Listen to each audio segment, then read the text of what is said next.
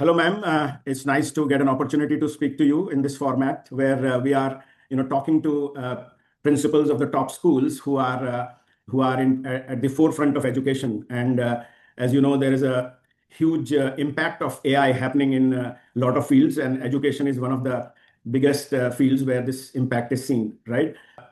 Related to academics, or it is related to their future careers. Everywhere there is a lot of discussion how AI is going to impact the sector. So I welcome you to this discussion. And Yeah, warm greetings to you also yeah, from the city of Bangalore. And you are absolutely right. We are at crossroads now with the dilemma in our mind as educators, as education administrators of are we doing the right things? Is there something else we need to do? Should we stop doing something that we have been doing all these years? A lot of confusions in our mind. And I think such conversations should be carried on time to time so that we are all connected and we all are on the same page and help our students. right. And as you know, it is a very fast evolving space. Yes. So while we are discussing today, tomorrow may be another challenge. So we have to, just like an education institution in this field, also we have to continuously learn. So, ma'am, I think the first question that comes to my mind is how are you making the students aware about the AI as a discipline, and how you are sort of making them aware of the ethical use of AI in their education, and also maybe your staff, how they are being made aware of the AI related aspects in the education space. I really understand the importance of this word you used, ethical use, because everybody is using AI consciously, unconsciously for all our daily functions. Even in our personal life, we are using a lot of AI, but we are not realizing that we are all already on the bandwagon. CPSE has introduced AI as a subject from grade 6. And students take it as an elective also now with different streams. They are opting for AI because everybody knows that AI is the future. Now, a very pertinent concern you have raised that how are we getting teachers to be with this movement? I think teachers, being adults like me, are a little resistant to learn anything regarding technology. They just feel what they knew, what they were doing a few years ago should still hold good. But I think it is high time all of us realized, irrespective of our age, and what is the role we play in an educational system. I think all of us need to know the use of AI. So what we do is we are using many tools of AI for our administrative purpose as well as academic purposes, right from applying to interviews, to payments, to tracking of children, raising concerns, and also, like payment, getting in touch with vendors. Everything is happening through AI. And we are training the staff accordingly time and again. We are doing it in school. We are calling people from outside who have expertise. But I think the key word here is continual learning.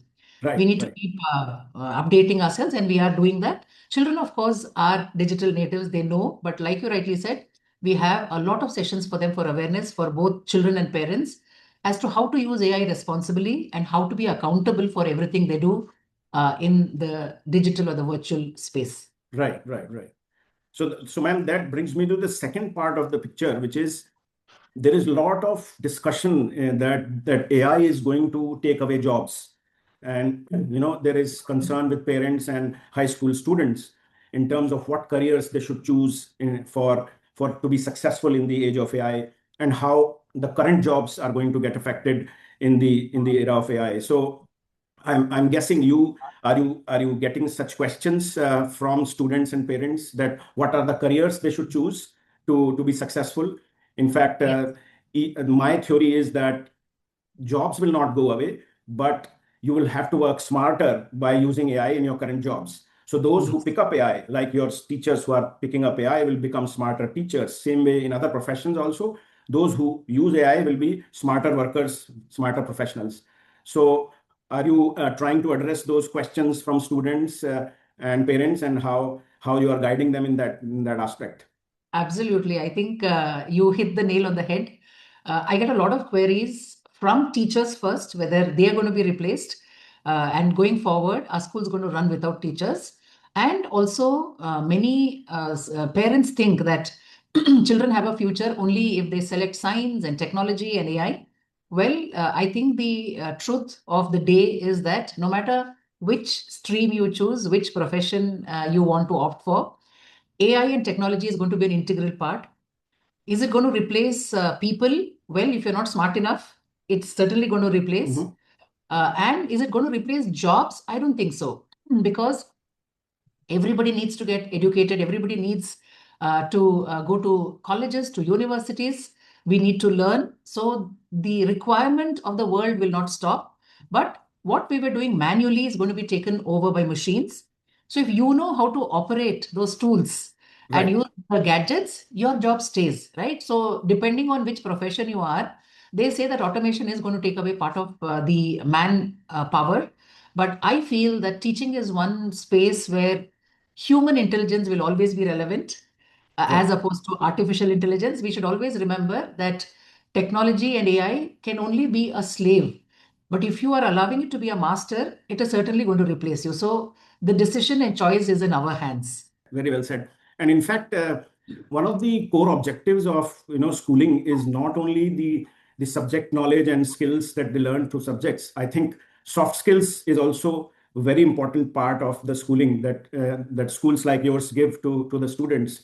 So I believe that the people who will be good at soft skills will also become more important, because some of the knowledge and automation will technical knowledge will be available through the AI tools, but the soft skills, the emotional aspect, how emotionally mature a person is, how they're able to work with the teams, those skills will become even more important as AI makes knowledge very abundant in the world. AI, we should all know, is learning from us. Right. Right? AI cannot generate any information on its own. It is not evolving on its own. It is evolving with the information provided by humans.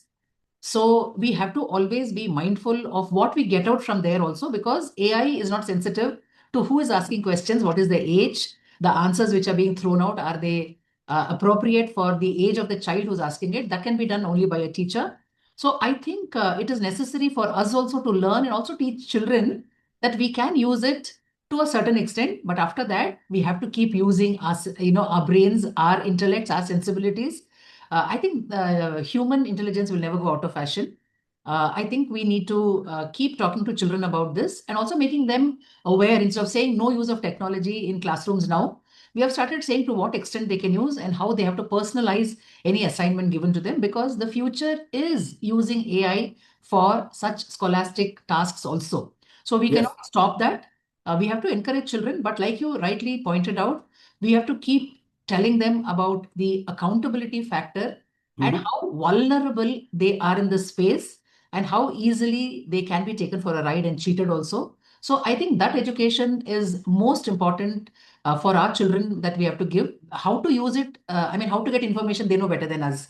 Mhm. They can generate better information, better videos, better images all the time. But I think we have to keep reiterating the fact that for every advantage we have out of this system, there is a price to pay also. Yeah, absolutely. Well said, ma'am. In fact, that brings me to some of the practical challenges we face in our field. Basically, students sometimes think that they can just create a good essay for an education application by using AI, and that's not the right use of AI.